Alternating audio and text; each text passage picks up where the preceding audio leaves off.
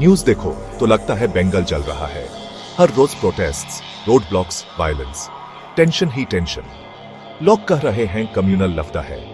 सबसे बड़ा सवाल यह है, क्यों?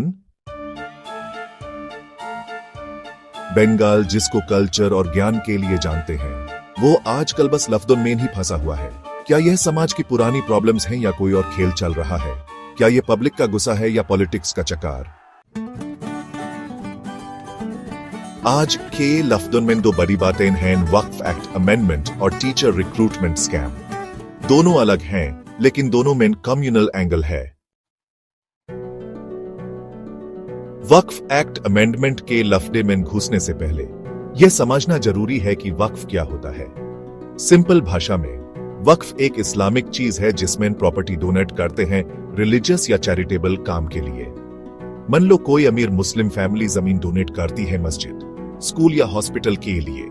यह जमीन वक्फ प्रॉपर्टी बन जाती है कम्युनिटी के फायदे के लिए।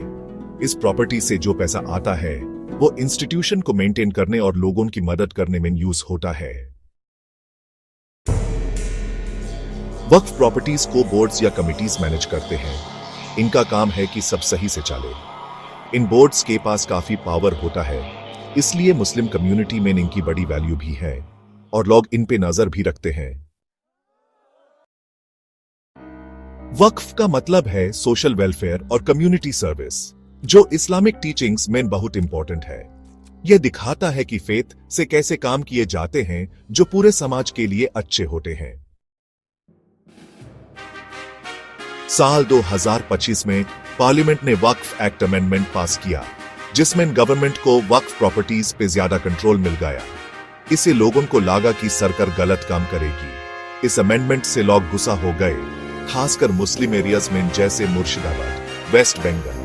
प्रोटेस्ट शुरू हो गए। लोगों को डर था कि सरकार वक्फ के मामले में दखलंदाजी कर रही है और वैल्यूएबल प्रॉपर्टीज पे कब्जा करना चाहती है।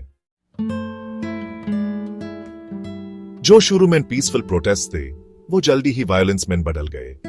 रोड ब्लॉक्स, आग लगाना, पुलिस से लड़ना, हालत खराब हो गई। इसमें कई लोग मारे गए और प्रॉपर्टी का नुकसान हुआ। सरकार ने कहा कि अमेंडमेंट ट्रांसपेरेंसी और अकाउंटेबिलिटी के लिए जरूरी था, लेकिन लोगों को लगा कि यह मुस्लिम कम्युनिटी को दबाने और उनकी प्रॉपर्टी छीनने की कोशिश है। मुर्शिदाबाद, जहां ज्यादातर मुस्लिम्स रहते हैं, वक्फ एक्ट अमेंडमेंट के खिलाफ प्रोटेस्ट्स का सेंटर बन गया। यहां बहुत तीखे प्रोटेस्ट्स और क्लैशेस हुए। मुर्शिदाबाद में हुई वायलेंस में कई बेगुनाह लोग मारे गए। चंदन दास, एक हिंदू आदमी, और उनके बूढ़े पिता हरगोबिंद दास मॉब के हाथों मारे गए, जबकि एजाज अहमद, एक मुस्लिम लड़का, पुलिस फायरिंग में मारा गया।